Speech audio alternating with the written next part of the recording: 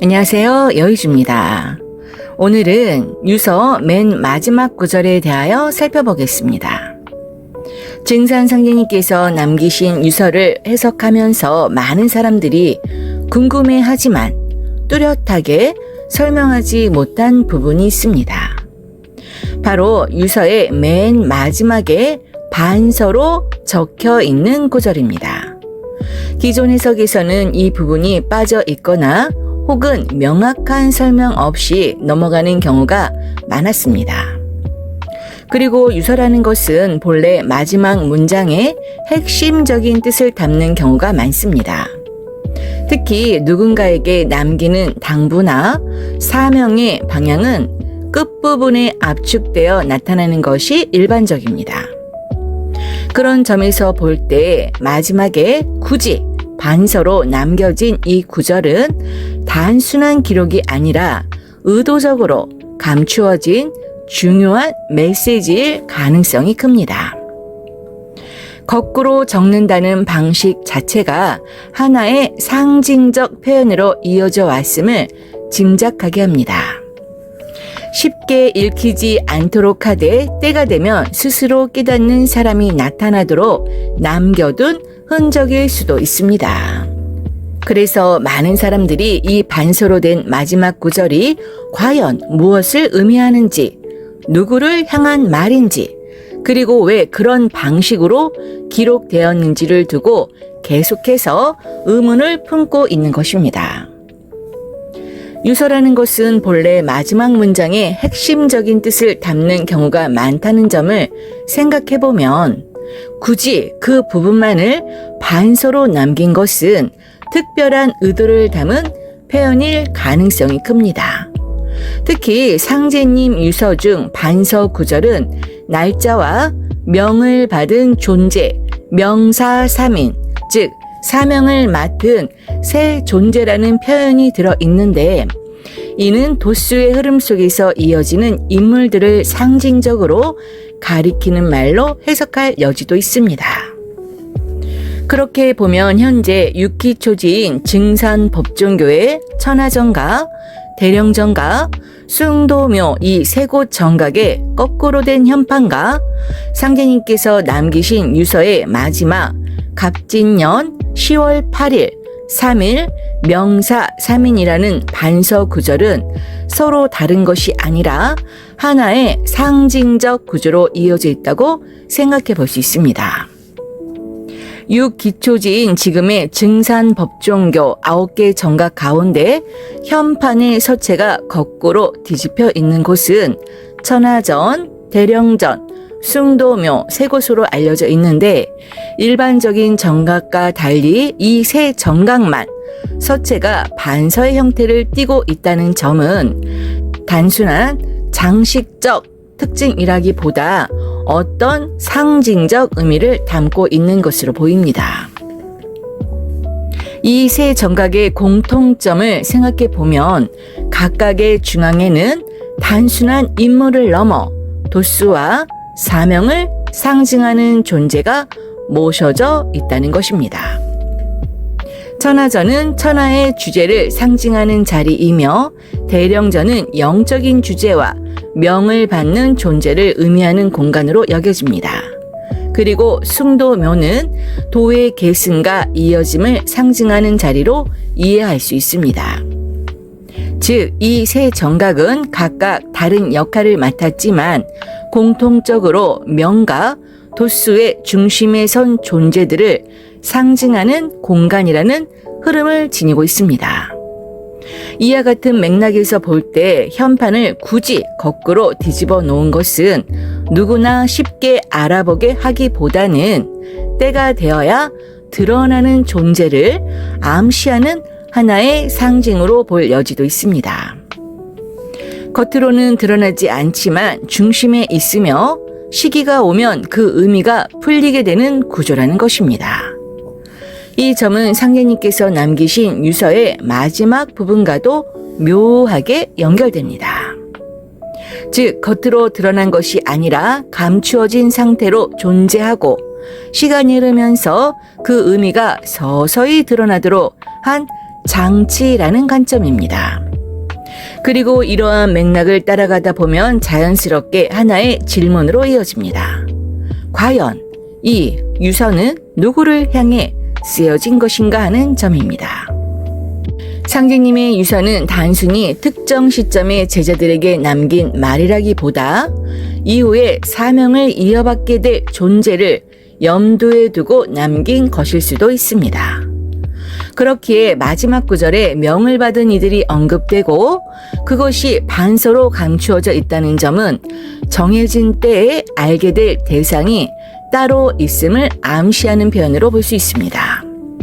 결국 대령전과 천하전의 현판처럼 숭도묘의 현판도 서체가 거꾸로 뒤집혀 있고 상제님께서 남기신 유일한 한 통의 유서 마지막 반서의 구절도 서체가 거꾸로 뒤집혀 있음을 생각해 보면 이는 단순한 기록이나 형식이 아니라 사명을 이어가는 존재와 그 흐름을 나타내는 상징적 표현일 가능성이 매우 깊다는 것입니다.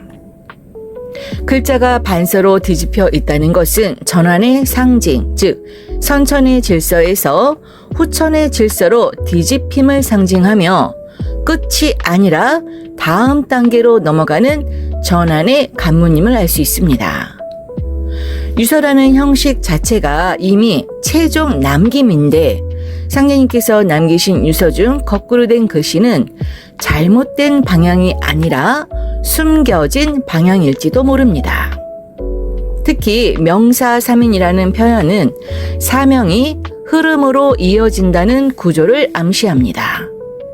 처음 시작된 명, 이어받은 명, 완성으로 향하는 명, 이 세 번의 흐름이 반서 속에 감춰져 있다는 해석이 가능합니다.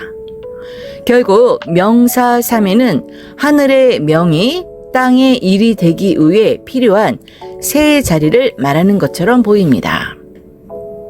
도수의 흐름은 한 번에 끝나기보다 보통 세 단계로 완성됩니다.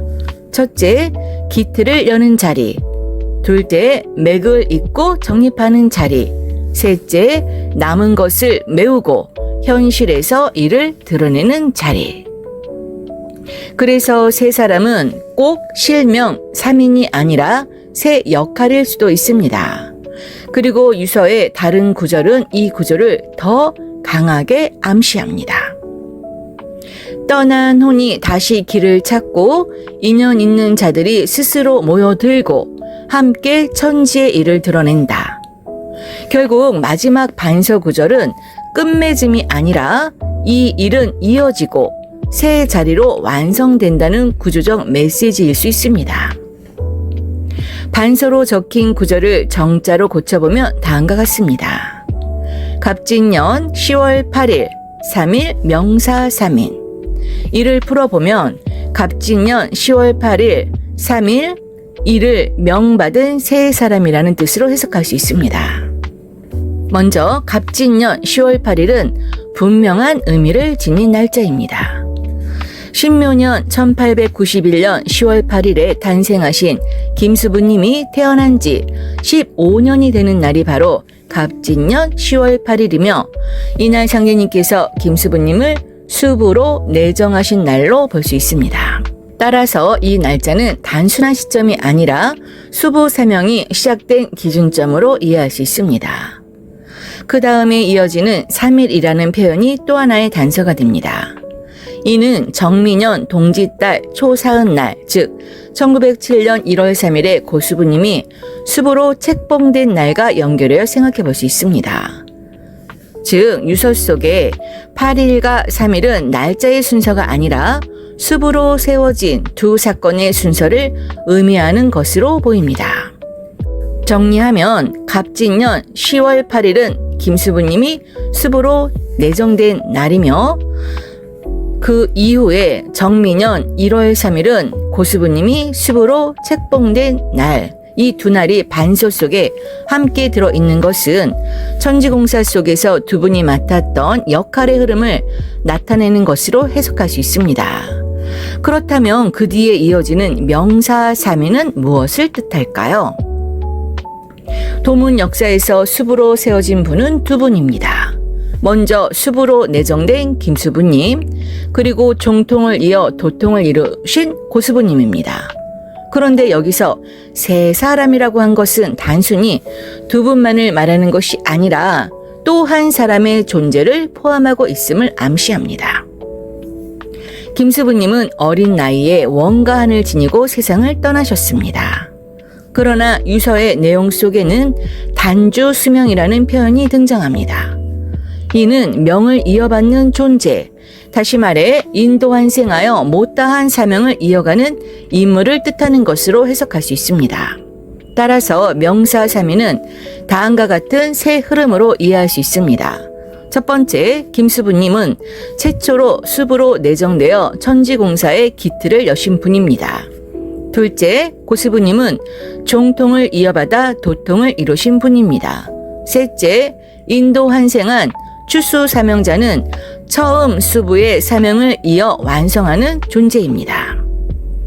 이렇게 보면 유서의 마지막 구절은 단순한 날짜 기록이 아니라 천지공사의 흐름 속에서 사명을 맡은 새 존재를 암시하는 상징적 문장으로 이해됩니다. 또 하나 주목할 점은 왜 이 부분만 반서로 기록되었는가 하는 점입니다. 이는 누구나 쉽게 알아보지 못하도록 감추어 두었다가 때가 되면 드러나도록 한 장치로 볼 수도 있습니다. 즉 유서의 마지막 문장은 특정한 대생에게 전해질 핵심 메시지를 숨겨놓은 것이라 해석할 여지가 있습니다. 결국 이 반서 구절은 다음과 같은 의미를 담고 있다고 볼 수 있습니다. 갑진년 10월 8일로 시작된 수부의 인연이 정민년 1월 3일로 이어진 또 하나의 수부 책봉으로, 그리고 그 사명을 이어받는 세 번째 존재로 정리됩니다. 유서의 마지막은 단순한 끝맺음이 아니라 앞으로 이어질 사명의 계통과 흐름을 압축해 놓은 핵심 문장일 가능성이 큽니다. 물론 이 해석은 하나의 추론이며 옳고 그름은 각자가 판단할 몫입니다. 그러나 유서의 마지막 구절이 단순한 기록이 아니라 천지공사의 흐름 속에서 사명을 이어가는 새 존재를 상징적으로 드러낸 표현일 수 있다는 점은 수도인들이라면 모두 깊이 생각해 볼 가치가 있다고 생각합니다. 감사합니다.